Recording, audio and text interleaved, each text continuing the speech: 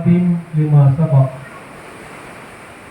ناصر الحق بالحق والهادي إلى صراطك المستقيم وعلى آله وصحبه حق قدره ومقداره العظيم.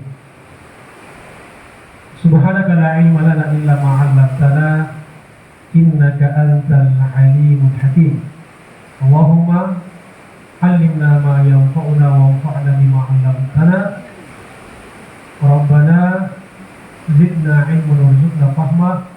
ربي اشرح لي صدري ويسر لي أمري واحلل عقدة من لساني يفقهوا قولي. أما بعد. وقد قال الله سبحانه وتعالى بعد أعوذ بالله من الشيطان الرجيم يا أيها الرسول بلغ ما أنزل إليك من ربك وإن لم تفعل فما بلغت رسالته والله يعصمك من الناس إن الله لا يهدي القوم الكافرين.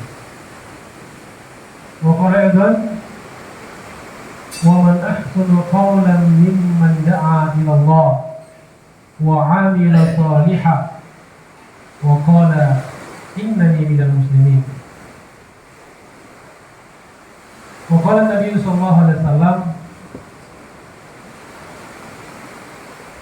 العلماء ورثة الأنبياء وإن الأنبياء لم يورثوا دينارا ولا درهما ولكن ورثوا العلم. رواه البخاري ومسلم. وقال أيضا في حديث آخر صنفان من الناس إذا صلح صلح الناس وإذا فسد فسد الناس. صدق الله وصدق رسول الله ونحن على ذلك من الشاهدين والشاكرين والحمد لله رب العالمين. Bapak-bapak, ibu-ibu,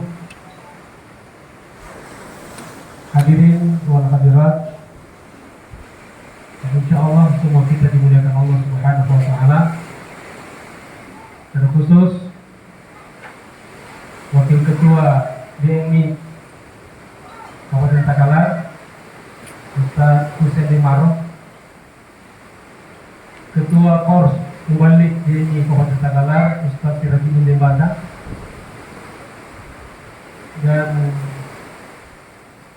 saya tidak sebutkan mungkin namanya satu persatu. Ada Prof ya, Prof siapa namanya? Abdurrahman Said ya. Ada juga Ustaz Ramli Namo yang saya kenal, SBY dan semua. Mohon maaf saya tidak hafal namanya semuanya, tapi insya Allah tidak mengurangi rasa hormat dan rasa ta'zim kepada beliau yang hadir pada kesempatan ini. Sekali lagi mudah-mudahan Allah Subhanahu wa taala panjangkan umur kita, sehatkan jasmani dan rohani kita, dan yang terpenting kita senantiasa diberikan keikhlasan dan keistiqomahan, dan pada saatnya nanti kita diwafatkan semuanya dalam keadaan husnul khotimah. Amin ya rabbal alamin. Alhamdulillah, senang sekali pada sore menjelang malam ini kita bisa dikumpulkan oleh Allah Subhanahu wa taala di tempat persis di pinggir laut ya. Nah, ini kita bersaing dengan suara ombak ya, di pemandangan yang unik. Saya seumur-umur baru berceramah menghadap ke laut. Biasanya di dalam latihan pidato, kalau orang mau berorasi, latihan orasi, orator, itu biasanya salah satu teknik latihannya disuruh berbicara di laut. Jadi bagaimana dia bisa seakan-akan laut ini adalah masa dan kita sedang berorasi di hadapan masa yang lain. Jadi memang yang hadir hanya beberapa orang, tapi di belakang Bapak Ibu ini ada umat, ada makhluk yang namanya laut yang luar biasa. Mudah-mudahan juga ikut mendengarkan, menyaksikan pertemuan kita pada sore hari.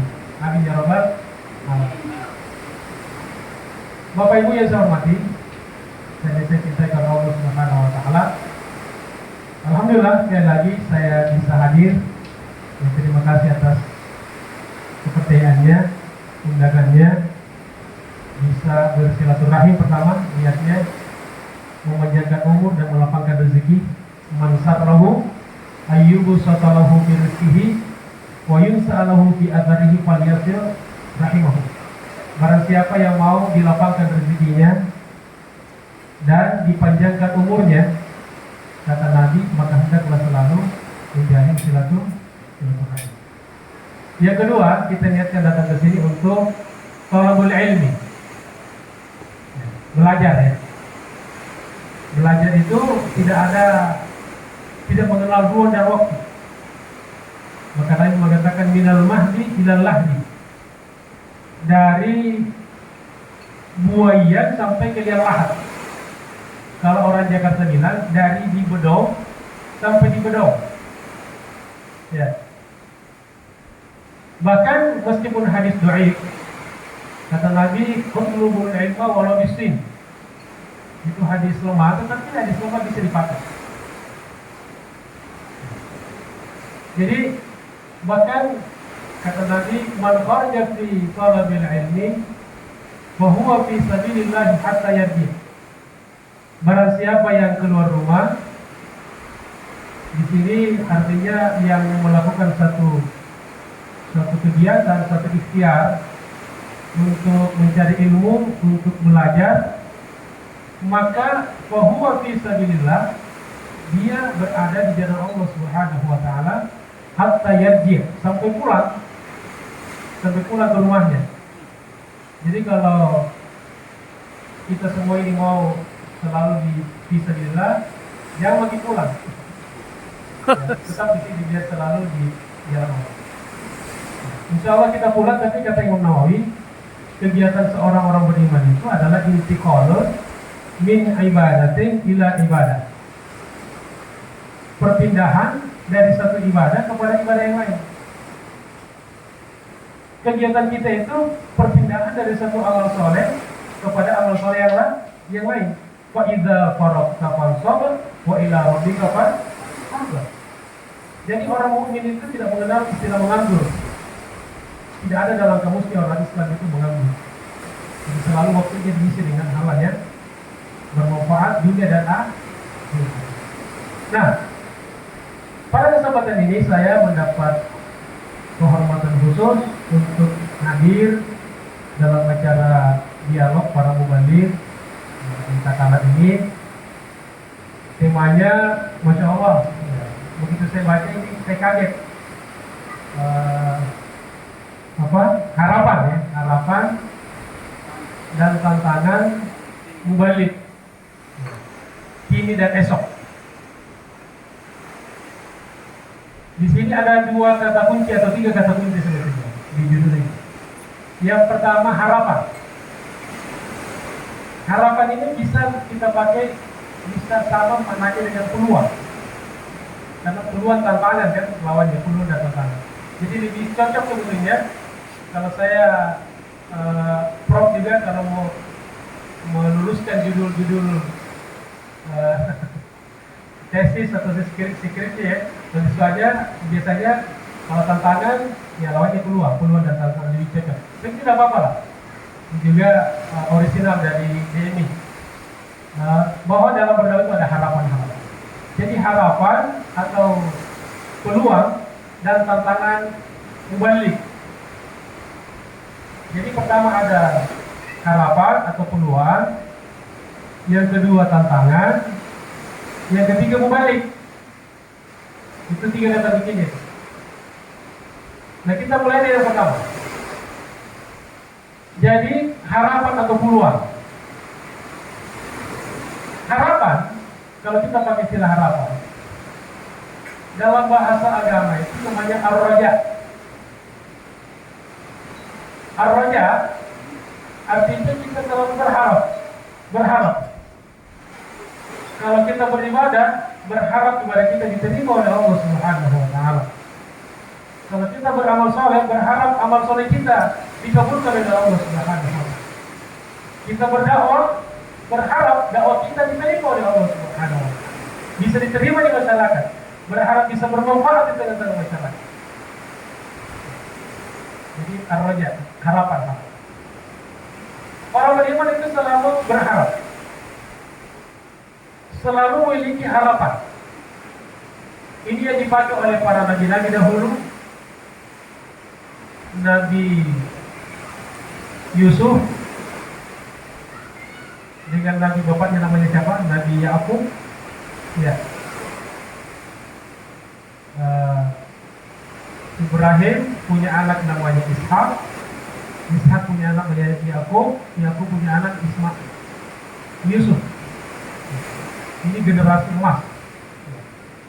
Nabi keturunan Nabi semuanya. Nah, mereka ini adalah orang-orang yang tidak pernah pesimis. Maka salah satu nasihatnya dia mengatakan la tai'asu min rohillah. Ketika sudah hampir putus asa,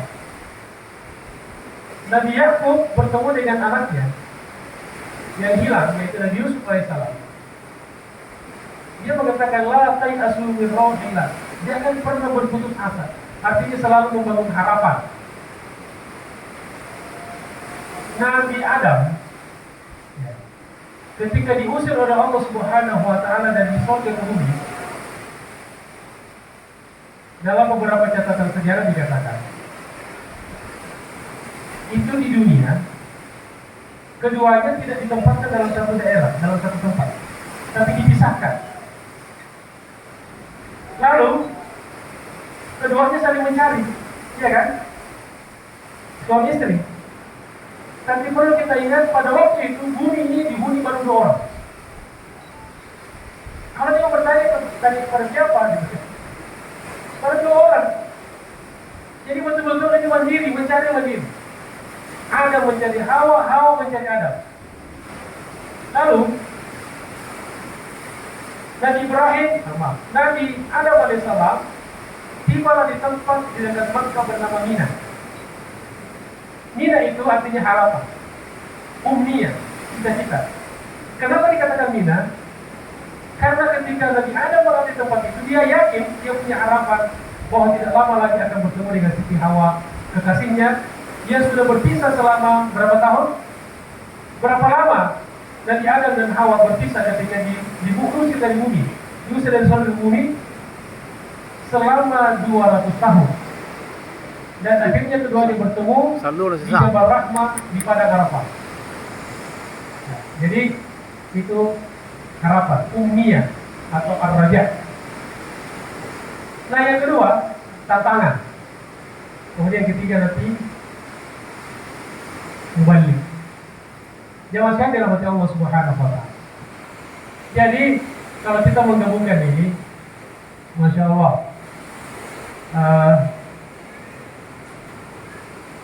mubalik. Ya, mubalik.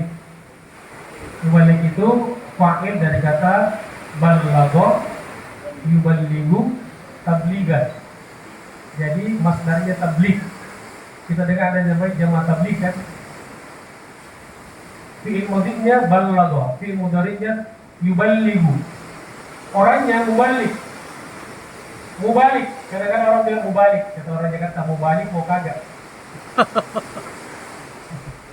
Ya, kalau orang ini tidak terlalu paham ya. Mau balik, mau eroki, mau tidak silakan. Mau balik, mau kagak. Mau balik. Nah, mau balik ini artinya orang yang menyampaikan. Ya, orang yang menyampaikan, orangnya. Kegiatannya namanya tabligh, penyampaian. Maka ada yang disampaikan. Kalau seorang mubalik, berarti harus ada yang disampaikan. Ada sasaran yang akan disampaikan sesuatu. Jadi satu tabligh tidak akan terjadi sampai itu semua. Kata tabligh ini di dalam Al-Quran itu disebutkan kurang lebih 10 kali di dalam bentuk fi'il. Salah satu di antaranya misalnya di surat Al-Maidah ayat 67. Saya bacakan saja di mukadimah pembicaraan. A'udzubillahi minasyaitonirrajim. Ya ayyuhar rasul, wahai rasul, maksudnya Rasulullah, balligh ma unzila ilaik, sampaikanlah apa-apa yang telah diturunkan kepadamu, wahyu Al-Quran. Jadi ini perintah. Jadi ayat di dalam ayat ini bahwa tabligh itu adalah perintah dari Allah. Nah, itu salah satu peluangnya, harapannya, bahwa apa yang Bapak Ibu sampaikan ini, kerjakan ini adalah sebuah perintah dari Allah. Jadi banggalah kita sebagai mubalik karena kita adalah orang yang melakukan perintah Allah. Jadi tidak ada bedanya dengan sholat. Aqimis sholat wa atuz zakat balligh ma unzila ilaik. Nah, kemudian wa illam taf'al, dan apabila kamu tidak menyampaikan, tidak melakukan tabligh, fama ballaghta risalatahu, maka sesungguhnya kamu tidak menyampaikan risalahnya, risalah Allah. Kalau tidak menyampaikan risalah Allah, berarti mengkhianati risalah Allah. Kalau kita sebagai umat Rasulullah SAW, maka apa yang Allah perintahkan kepada Nabi itu diperintahkan kepada kita. Jadi kalau kita ini tidak bertabligh, tidak menyampaikan kepada umat, maka kita mengkhianati apa yang telah Allah turunkan kepada Nabi kita Muhammad SAW. Jamaah sekalian rahmati Allah Subhanahu wa taala, Bapak Ibu yang saya hormati karena Allah Subhanahu wa taala. Nah, mungkin kadang-kadang ada hal yang dikhawatirkan oleh para mubalik, para dai ketika berdakwah di tengah-tengah masyarakat, yaitu gangguan-gangguan.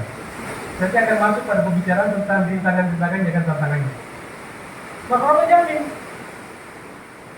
wallahu ya'simuka minan nas,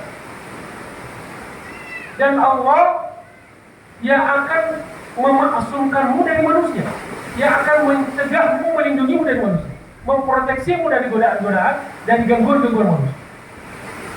Makanya para mubalik tidak usah khawatir. Pokoknya tabligh saja, berdakwah saja. Allah yang jaga Bapak Ibu sekalian. Allah yang jaga kita. Selama yang kita sampaikan adalah yang diturunkan oleh Allah Subhanahu wa taala.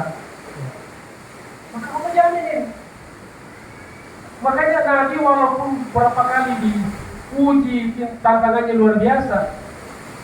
Kalau kita ini ada tantangan dalam berdakwah, dalam bertabligh, berjuang, saya kira kita sepakat tidak ada apa-apanya bila dibanding dengan tantangan dengan para nabi oleh baginda Rasulullah SAW. Nabi itu sudah pernah dilecehkan akal pikirannya, dituduh sebagai apa? Majnun, orang gila. Kira-kira ada nggak poros kembali sekala yang sudah pernah diteriaki orang gila sama umat? Ada. Nabi terang-terangan majnun, direkam dalam Al-Quran. Yang kedua, Nabi itu sudah pernah kehormatan spiritualnya sudah dilecehkan dengan dituduh sebagai sahir, tukang sihir. Ada nggak di antara kita yang pernah sudah dituduh sebagai tukang sihir karena berdakwah? Atau jangan-jangan sebagian orang malah bangga dibilang tukang sihir? Kalau dulu itu aib, pada zaman Nabi itu aib. Padahal zaman jahiliyah ya. Tapi budaya jahiliyah itu kontra dengan perdukunan. Perdukunan yang pakai mistik-mistik. Nah kemudian yang ketiga, Nabi sudah pernah dilecehkan keluarganya privasi yang paling khusus beliau sudah pernah dia cerita. Ketika dituduh istrinya berselingkuh, ketika cerita hadis ini, dibacakan dalam Al-Quran, turun ayat hanya gara-gara satu kasus itu. Ketika Aisyah dituduh berselingkuh dengan Safwan bin Mu'attal, yang paling boleh pasti tahu ceritanya. Kira-kira kita sudah pernah ada cerita seperti itu. Saya kira kalau wanita kalau belum pernah tujuan seperti. Jadi kalau tantangannya luar biasa. Tapi yakinlah, wallahu ya'usibuka minan nar. Innallaha la yahdil qaumal kafirin. Allah tidak akan pernah menunjuki orang-orang kafir. Jadi bahwa hidayah itu hanya datangnya dari Allah Subhanahu wa taala. Tugas kita hanya menyampaikan. Kalau orang sudah ditakdirkan kafir ya kafir. Tugas kita hanyalah tabligh, balik sampaikan. Jamaah sekalian dirahmati Allah Subhanahu wa taala, kata yang paling dekat dengan tabligh, dengan mubalik, ya bisa yang paling dekat itu dai, ya kan? Jamaknya duat. Jadi bisa mubalik, bisa dai. Kira-kira apa bedanya? Mubalik, dai. Kalau yang paling tinggi mungkin ulama atau alim. Kata ulama, kalau mubalik ini lebih umum daripada dai. Jadi dia tugasnya menyampaikan. Jadi sudah ada disampaikan. Itu tabligh. Jadi dia lebih artinya konsep itu sudah ada, harus terus apa yang sudah ada ini disampaikan, gitu kan? Jadi lebih memberikan pada orang. Ya. Sedangkan dai dari kata dakwah, da'a yada'u da'watan. Kalau kita lihat dalam kamus bahasa Arab, kata dakwah itu diambil dari kata dakwah. Dakwah ternyata itu ajakan kepada makan. Undangan makan. Nah, lalu para ahli linguistik, ahli bahasa, dalam bahasa Arab itu ada namanya ilmu linguistik bahasa Arab. Saya kira dibahas semua bahasa Arab. Setiap ada satu bahasa, ada akar katanya, maka semua kata-kata yang berangkat dari akar kata yang sama itu punya hubungan makna. Ada benang merahnya, benang merahnya. Ada keterkaitan. Jadi misalnya kenapa kata dakwah itu berasal dari kata undangan makan? Artinya kalau orang mengundang makan, kira-kira kasar atau lemah lembut? Coba kalau kita dengar, makan ngare, ya makan ya, ngare. Mana kira-kira kita pakai? Pakai kado. Nah, kalau mengajak makan saja kita harus lembut, baik-baik. Apatah lagi mengajak orang kepada dakwah, dakwah. Ya. Sehingga kalau ada orang berdakwah dengan kata-kata kasar, dengan menghujat, dengan kata-kata menghukumi, ya, itu bertentangan dengan makna dakwah pada level yang paling rendah, yaitu mengajak makan. Jadi orang ini mengajak makan pun belum lulus ya standarnya. Belum kalau kita berbicara dakwah secara syariah dengan akhlak para dai, ilmu para dai dan seterusnya. Ini baru mengajak makan dia belum lulus. Ya. Jadi kalau dakwah kata ulama itu kan artinya mengajak. Jadi apa yang kita rasakan, ya, apa yang ada pada diri kita, yang kita sudah nikmati, sudah tahu manfaatnya, lalu kita ingin mengajak orang lain merasakan apa yang kita rasakan. Sehingga seorang dai itu harus paham apa yang didakwakan. Jadi kalau kita mendakwakan apa kita dakwakan? Islam kan? Islam itu kalau kita petakan secara garis besar ada 3. Yang pertama, akidah. Akidah outputnya adalah tauhid, rukun iman kan. Yang kedua, Islam itu syariah. Syariah itu terbagi dua, ada ibadah, ada muamalah. Kalau segala hubungan hamba dengan Allah itu namanya ibadah, diatur pada ibadah. Prinsipnya al-aslu fil ibadati at-tahrim. Prinsip dasar dari ibadah itu diharamkan, enggak boleh.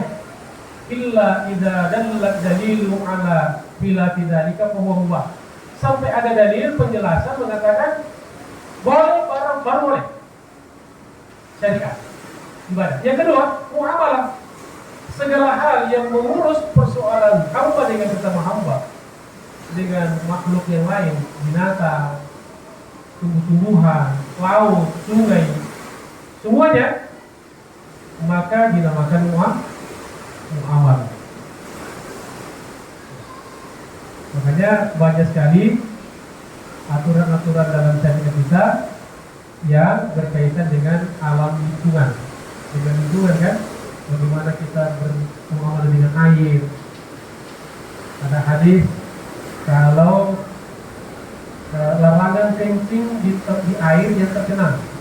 Jadi kalau kita misalnya datang ke suatu tempat, misalnya datang ke kebun, ya, terus melihat ada air di situ, ada lubang, apa namanya di sini? Ada apa namanya? Ada wadah, ya. Di situ ada air tergenang. Dilarang kita kencing di situ. Itu fikih muamalah. Ada larangan misalnya buang kotoran di bawah pohon yang berbuah. Iya. Kenapa? Karena dikhawatirkan buahnya jatuh kena kotor. Kalau sudah kena kotoran, kira-kira orang mau makan nggak? Jadi gara-gara kotoran orang, makanan ini kita buang, kita buang. Ada juga larangan berteduh, larangan kencing atau buang kotoran di bawah pohon yang rindang. Selain berbuah, ya. Apa tujuannya? Karena kalau di situ ada kotoran, tidak bisa dipakai berteduh. Padahal mungkin ada musafir, ada orang yang lagi kelelahan dalam perjalanan, lalu lihat ada pohonnya rindang, dia berteduh di bawah. Makanya Bapak Ibu yang saya hormati dan saya cintai karena Allah Subhanahu wa taala, di perguruan-perguruan tinggi Islam sekarang ada dikembangkan namanya mata kuliah fikih lingkungan. Jadi ada syariah, ibadah, muamalah. Nah, kemudian yang ketiga adalah akhlak. Nah, seorang dai itu mendakwahkan Islam dalam tiga aspek. Karena kita mengajak orang kepada nilai-nilai ini, maka kita harus sudah merasakan itu. Ya.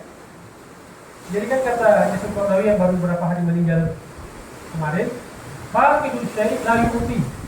Orang yang tidak punya apa-apa tidak bisa memberikan apa-apa. Saya tidak punya uang, saya tidak bisa memberikan uang kepada seseorang, pada orang lain, kan? Saya tidak punya ilmu, saya tidak bisa berbagi ilmu kepada orang lain. Saya tidak punya Islam, bagaimana saya bisa mendakwakan Islam kepada orang lain? Jadi syarat pertama seorang dai, dia harus paham tentang apa Islam yang didakwakan. Jangan sampai kita ngajak orang, mau ngajak kemana? Saya juga tidak tahu. Ya. Jadi kita mengajak orang kepada apa yang kita sudah pahami. Nah, oleh karena itulah Islam itu mulai dari hal-hal yang basic.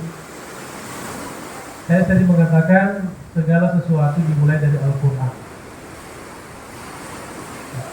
Saya di mahasiswa saya kalau ngajar di kampus, Prof, ya, karena saya mata kuliah saya PAI, Pendidikan Agama Islam. Target saya satu semester anak mahasiswa saya itu harus bisa baca Quran secara tahsin. Saya tidak mau tahu, dia harus kursus di luar. Dan saya bilang, bagaimana kita bisa berbicara tentang Islam?